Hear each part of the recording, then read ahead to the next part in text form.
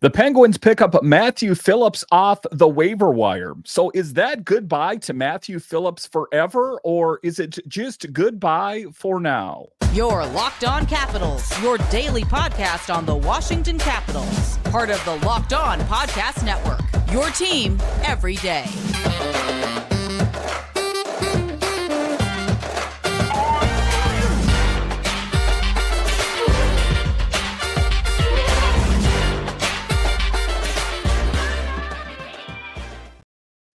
Well, hello and welcome into this edition of Locked On Capitals. I'm so glad you decided to join me today. As always, this podcast is free and available on all the major platforms, including the SiriusXM app and on YouTube. And I want to thank you for making this your first listen each and every day. My name is Dan Holme. You can find me on Twitter. It's at DanCaps218. You can find the show on Twitter. It's at Locked On Caps. And the best way that you can help grow the show is to subscribe to Locked On Capitals on YouTube and comment anything down below. I would love to talk Capitals hockey with you one-on-one, and we can do that on subtext. Just check the show description for more details. So in this edition of Locked On Capitals, we talk about Matthew Phillips, who everyone thought was going to clear waivers and get sent down to Hershey, but there's a plot twist. The Pittsburgh Penguins picked him up, and he is now playing for the Penguins. We'll talk about that in the show. A little bit later, we will talk about the need to win on Saturday. Listen, I talk about it a lot. Spencer Carberry, the players talk about it a lot, that Saturday is a game that they need to win. I don't want to say must win anymore because it's like the boy that cried wolf. After a while, you just stop listening. I don't want to say that it's a must win game because I've said that a lot.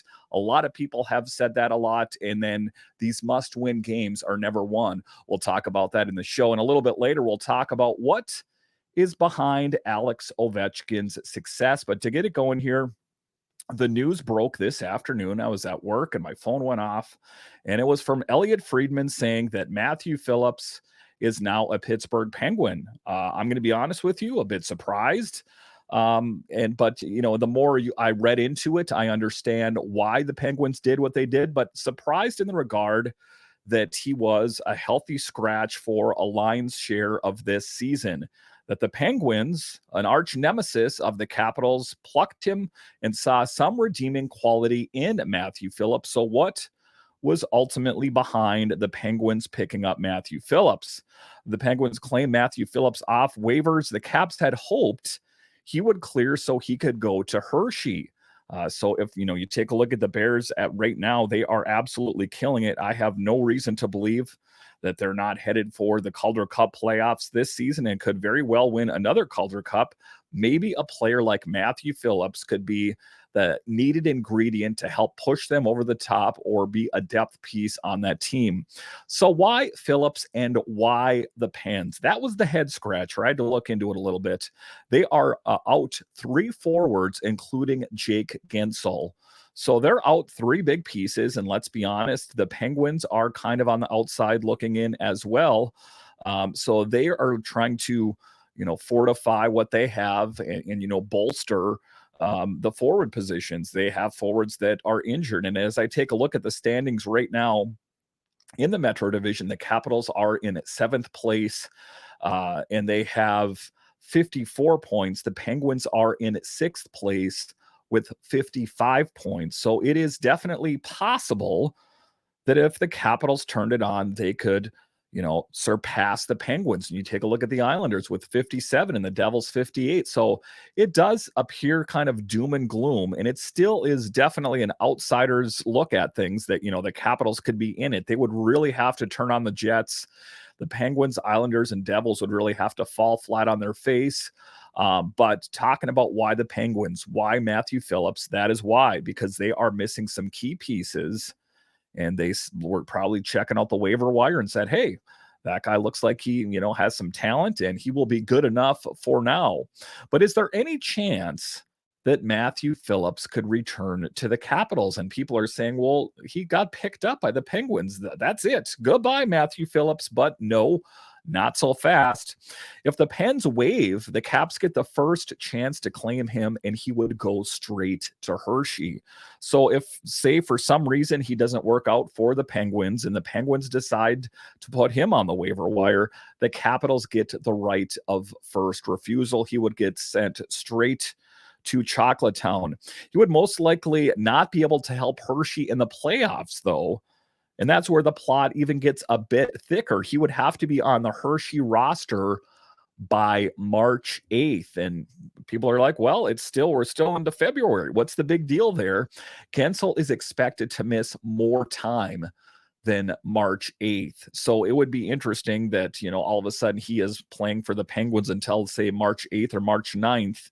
That even if, the Capitals were able to get him back, he would not be able to help the Hershey Bears in their pursuit of chasing down a Calder Cup. That's just the way that the rules are written. So, it's interesting. And I find Matthew Phillips an interesting guy in the regard that when he was here, there was a lot of hoopla, a lot of people talking about how great he is in the preseason and talking about, how good he did in camp. And I get all that, but we never saw any evidence of that during the regular season. But if you go to Twitter or X and you look at it, you would swear that the Capitals lost a huge piece.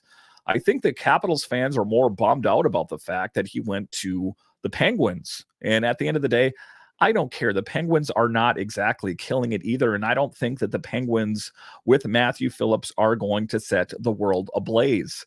I think he is a depth piece. I think he's going to fit a role similar to what he had with the Capitals, except maybe he will get more playing time now because they are missing some forwards. But I don't think that that's even a lock. I still think that they probably have someone down in Wilkes-Barre that could probably help, fortify that team and lift them up over the top. I just think that they were trying to see what options that they have if the guys they have in-house for the Penguins aren't good enough.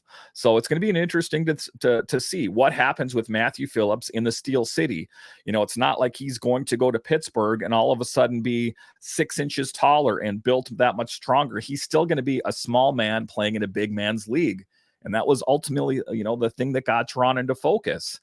So all things considered, he's on the Pens. If it for some reason doesn't work out on the Pens, the Capitals get the right of first refusal to have him come back. But ultimately, and I hate to say anything negative about him, but I'm fine if the Capitals move on from him altogether.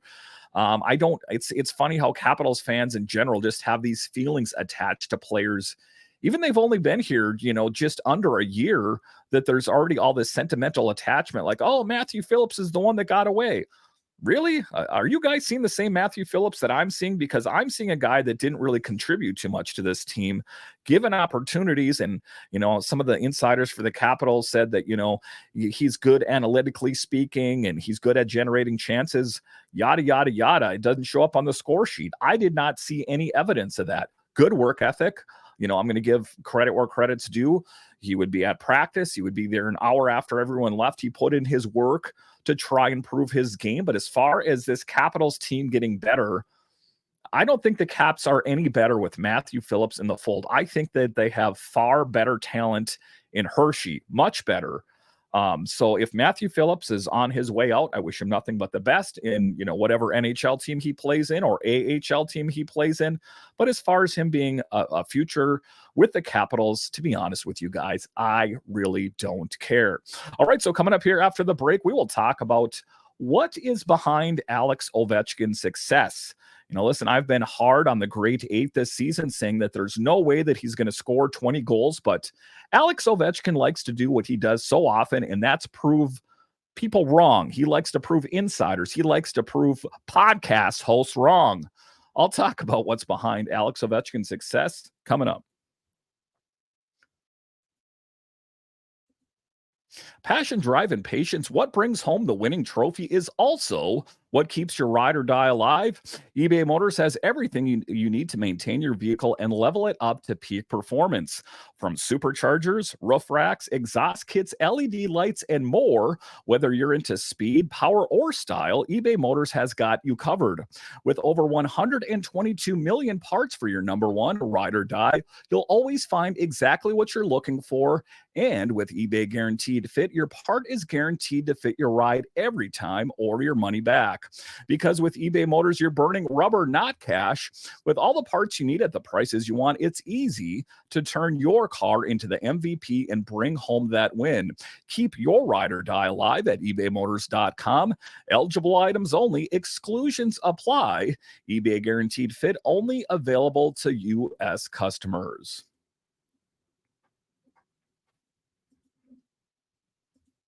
Locked On has launched the first ever national sports 24/7 streaming channel on YouTube, and now it's also available on Amazon Fire TV and the free Fire TV Channels app. Locked On Sports Today is here for you 24/7, covering the top sports stories of the day with local experts of Locked On Plus, our national shows covering every league. Find Locked On Sports Today now available on the free Fire TV Channels app. All right, welcome back into this edition of Locked On Capitals, part of the Locked On Podcast Network, your team every day. So Alex Ovechkin is a bit of an enigma. He's a hard guy to read. He's a guy that showed up to start this season and had the slowest start of this first half of a season that he's had in his entire career. And there was a lot of question about what's wrong with Alex Ovechkin. Why isn't he scoring goals? He's getting assists, but he's not scoring goals. I said negative things about him. Insiders said that he's washed and his best days are behind him. And should the Capitals trade him or should he retire? Crazy things. And then all of a sudden, something strange happened. We went to the All-Star break, and Alex Ovechkin went to Dubai, and he rode around on a camel, and he hung out with friends and family, and probably had a couple beers and had a good time, and just forgot about hockey. And I thought to myself, well, good. I'm glad that Alex Ovechkin got a rest. You know, to be honest with you, I would kind of hope he got more time in on the ice to work on his game, but that's all nonsense. Ovi knew what he was doing, and he came back with a fire in his belly, kind of had time to reflect, and thought to himself, I'm not going down like that. Does everyone forget who I am? I am Alex Ovechkin, the great eight, number 2 all times in goals. I'm gonna come back from the All-Star break, and I'm gonna show everyone that I have not forgot how to score goals, that I am still one heck of a hockey player. And despite the fact that I'm 38 years old, I still have a lot of fire in my belly and a lot of fuel in the tank. And I'm going to prove a lot of people wrong. So I have been hard on the great eight this season. He got off to the slowest start of his career in the first half. My, how times have changed for the great eight. He had just 9 goals before the All-Star break. That is quite something. And I don't want to kind of gloss over this. I mean, if we want to take a look at Alex Ovechkin from the 22-23 season, 42 goals, the 21-22 season, 50 goals, slower in the 2021 season, and 19-20 season, 48, 18-19, 51, 17-18 season, 49. You see where I'm going here, that he is way behind where he should be. He's now on track to score 20 to 25 goals, a far cry from 42 or 50, but still much better than how he started the season. And I understand, and I've heard it 100 times that Father Time is undefeated and all that, but Alex Ovechkin found his game. He found his inner peace, and he found hockey when he was in Dubai, of all places.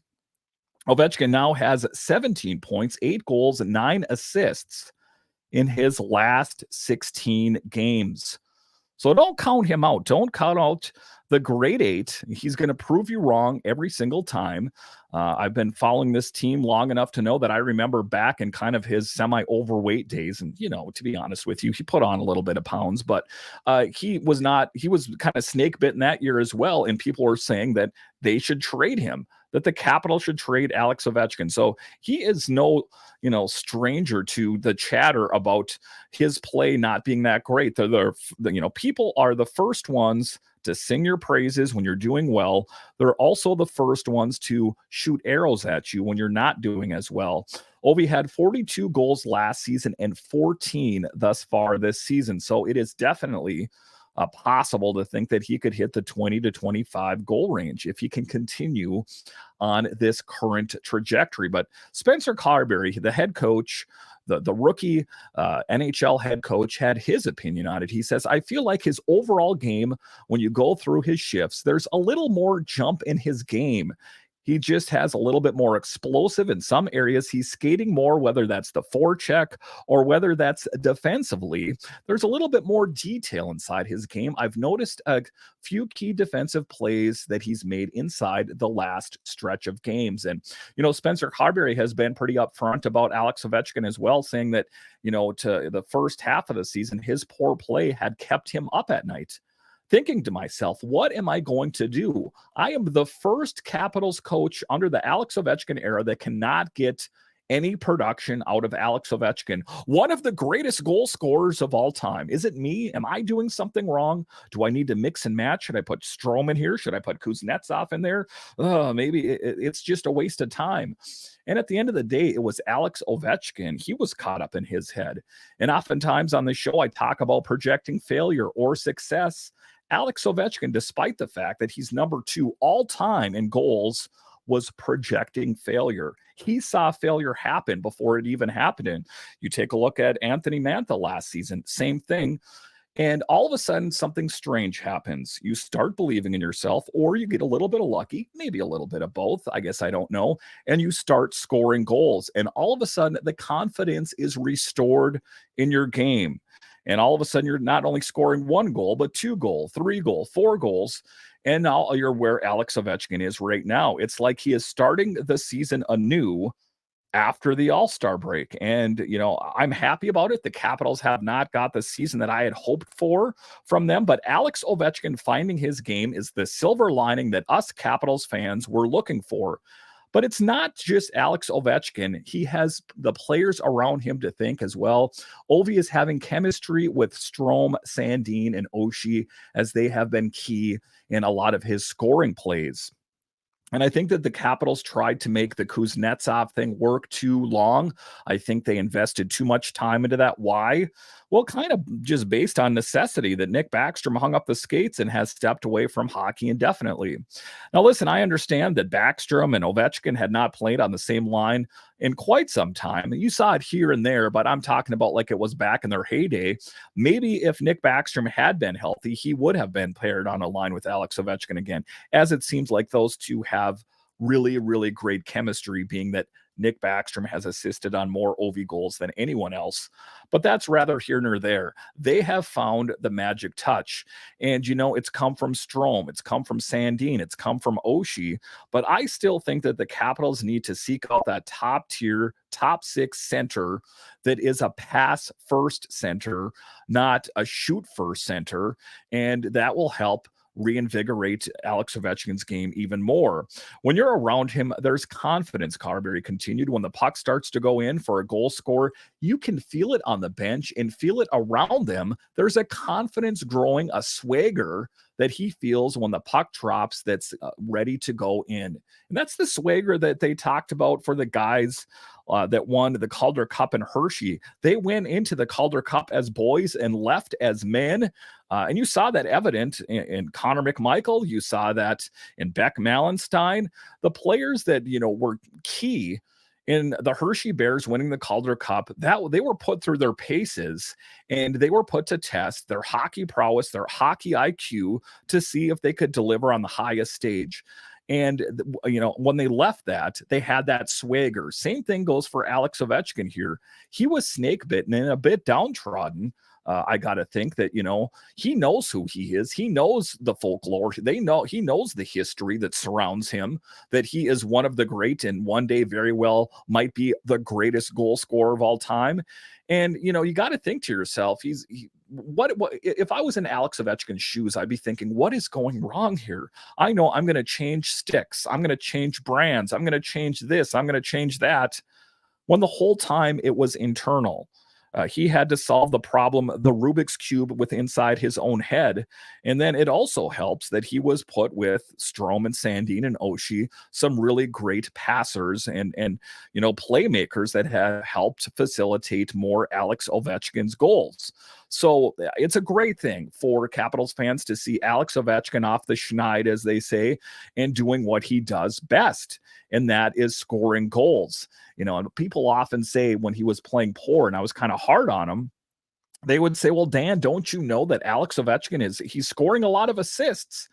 And I would always tell those people, but that's not what he's known for. That's like going to Pizza Hut and ordering a burger. I mean, I'm sure the burger is great, but they're known for their pizza. It's in the name. The same thing goes for Alex Ovechkin. I'm glad that he was getting assists, but he's known for being a goal scorer. Number 2 all time, not just for the Capitals, in all of the NHL. I mean, that's quite an accomplishment. And, you take a look up at the horizon and see over the top of the mountain a little bit, and you can see Wayne Gretzky's record up there. And Alex Ovechkin has his eyes fixed up there as well. And there's a lot of things that stand in his way. There's a mountain stream. There's some rocky cliffs here and there. There's something that could possibly injure him between here and there. But he's got the fortitude. He's got the tenacity. He's got the pedigree to say, I can do it. And he's done it his whole career. That, foolish me and foolish everyone to discredit what he can do. Now, I'm not going to go ahead and say that he's going to score 40 goals this year, but for him to score 20 goals or 25, considering how slow he started this season, is quite an accomplishment, and that is why he will always be the Great 8. All right, so coming up here after the break, we will talk about how it is a need-to-win game on Saturday. I am going to scrub must-win game out of my vocabulary. I'm just going to take it out of there, because every time I say must-win game and they lose the game, you can't keep introducing that must-win, because if it's a must-win and you're not doing it, is it really a must? Something to think about. I'll talk about that coming up.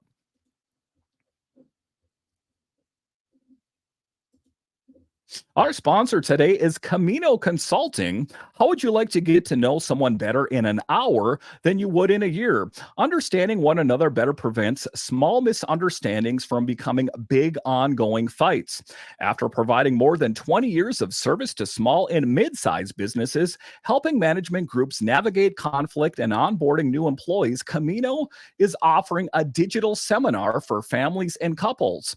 Did your Valentine's gift of tickets to the game not go over as well as you had hoped? Get the couples and family online seminar for 25% off for the month of February using discount code Locked On. Again, that is a discount code Locked On for 25% off for the rest of the month at www.caminoconsulting.ca, or mention Locked On when reaching out for a business seminar and receive the first 5 profiles for free.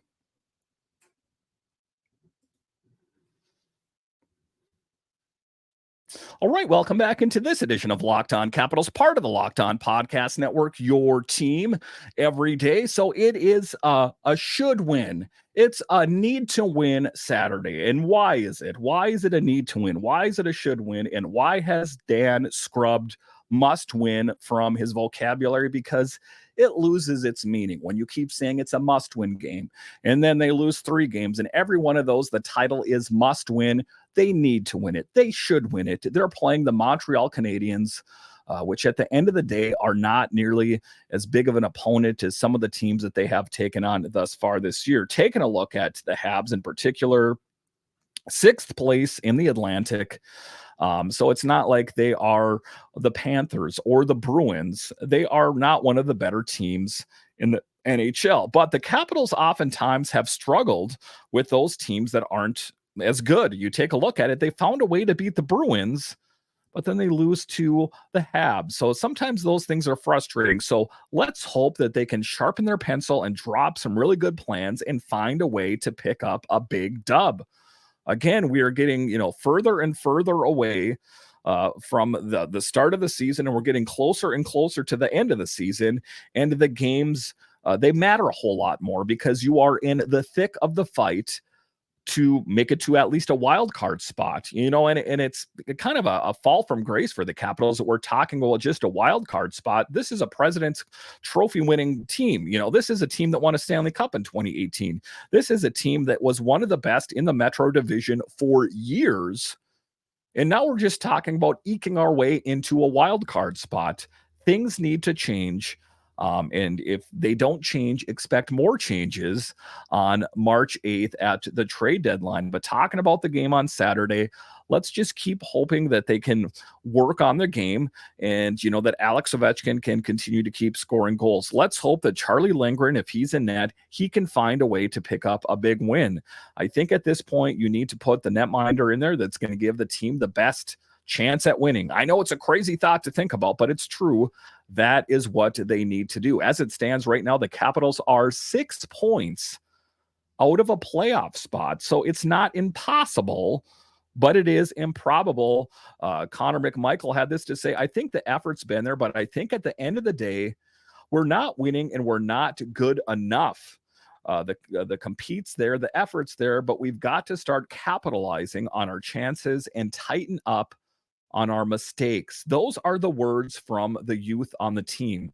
And that is a very mature Connor McMichael. I've always thought that about him, that these younger hockey players are far more mature than they were years ago. That those are some very wise words from a young man that's not been on this team for the longest time. And it's sage advice. I think that they need to do that and tighten up on their mistakes. And it's more, tape to tape passing. We hear all this stuff all the time, but seeing is believing. I don't want lip service anymore.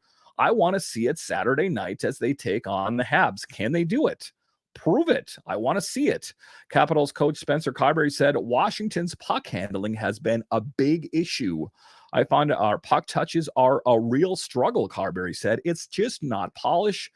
It's not someone's skates. It's not the backhand. It's a grenade in the corner. It's a missed pass.